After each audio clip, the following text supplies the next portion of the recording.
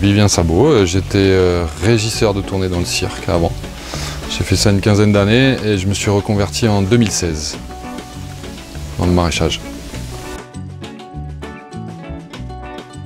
Se reconvertir, c'était rentrer un peu à la maison. Je tournais beaucoup, j'étais beaucoup absent. Donc d'être un peu plus en local, sur une activité plus naturelle et plus en extérieur, parce que j'étais beaucoup en intérieur.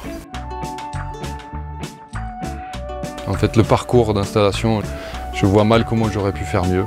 Formation 1 an, à plein temps, travailler et avec la chambre d'un côté et avec Terre Vivante de l'autre, qui sont deux structures très différentes et qui ont des approches très différentes de l'agriculture, mais qui sont finalement complémentaires. C'était génial. J'avais des droits de CIF, reconversion professionnelle. Donc du coup j'ai pu faire une école pendant 1 an à Béziers. Après derrière j'ai été suivi par la chambre d'agriculture d'ici, de l'Hérault, là, avec un PPP, parcours personnel de professionnalisation, je sais jamais. J'ai fait ça 2017-2018. Après, donc en gros, le PPP, j'ai fait des stages supplémentaires par rapport à l'école, qui avait duré 1 an. Et puis, durant 2017, j'ai fait tous les cursus classiques de faisabilité technico-économique, tous ces trucs-là. La partie économique, à l'école, on l'étudie, mais on la comprend pas très bien. Là, du coup, voilà, il y a des vraies études sur 5 ans. Et vu que je suis DJA, donc dotation jeune agriculteur, j'ai une aide européenne à l'installation, j'ai fait une compta sur 4-5 ans, un prévisionnel sur 4-5 ans. Il me semble que je ne serais pas parti sans ça, en fait, puisque du coup, on a un vrai... on est encadré, quoi, on sait où on va, en fait. Même si on sait que ça ne va pas se passer comme ça, au moins on a quand même une espèce de ligne directrice à suivre. Et c'est pour quelqu'un qui commence et qui ne sait pas trop où aller, c'est important. Voilà. Donc le tout fait 2 hectares 3. On va dire qu'en gros il y a 1 hectare en maraîchage et 1 hectare 2 en verger. Le reste c'est du chemin, des stocks et des circulations. Il y a du maraîchage sur semi-but paillé où il n'y a que ça, que du maraîchage. Et il y a du maraîchage au milieu des arbres fruitiers depuis 3 ans maintenant. Donc je suis labellisé en bio, mais j'ai décidé d'avoir des pratiques biodynamiques. Donc par exemple je fais mon propre compost, entre autres, voilà. Je fais mes propres préparations phytosanitaires en fait, tout simplement.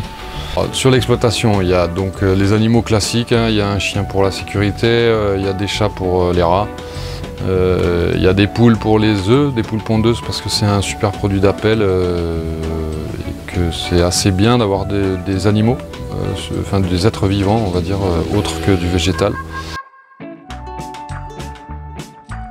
Donc l'exploitation jusqu'à présent, elle tournait avec 2 marchés, un le mercredi matin à Clermont, l'Hérault, et un le samedi matin à Gignac, et la boutique de producteurs de Gignac, boutique paysanne.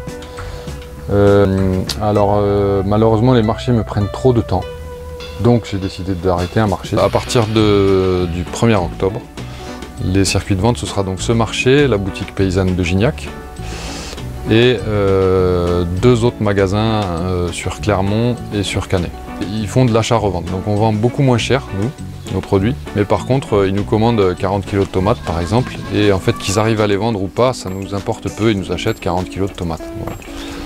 Ça c'est une chose, et après j'ai un autre circuit de diffusion mais qui est beaucoup plus petit mais qui est éthiquement intéressant. À Vendémian il y a une boîte qui s'appelle le Cabas des Frangines et qui est une épicerie internet, qui fait de la commande internet. Donc voilà, je fournis un peu de légumes aussi là.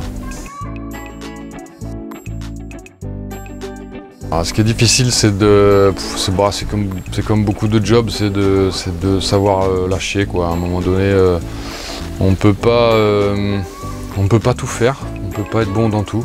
Et donc les moins, c'est que souvent on nous dit oui, mais ton métier il est magnifique. Alors oui, notre métier il est magnifique, mais en fait on a aussi le droit d'avoir une vie à côté, donc c'est assez compliqué ça.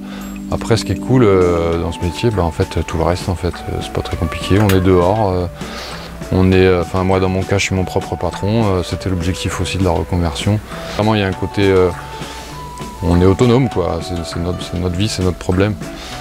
Et puis qu'on bosse avec du vivant et que c'est toujours sympa de bosser avec du vivant, en fait, tout simplement. Voilà.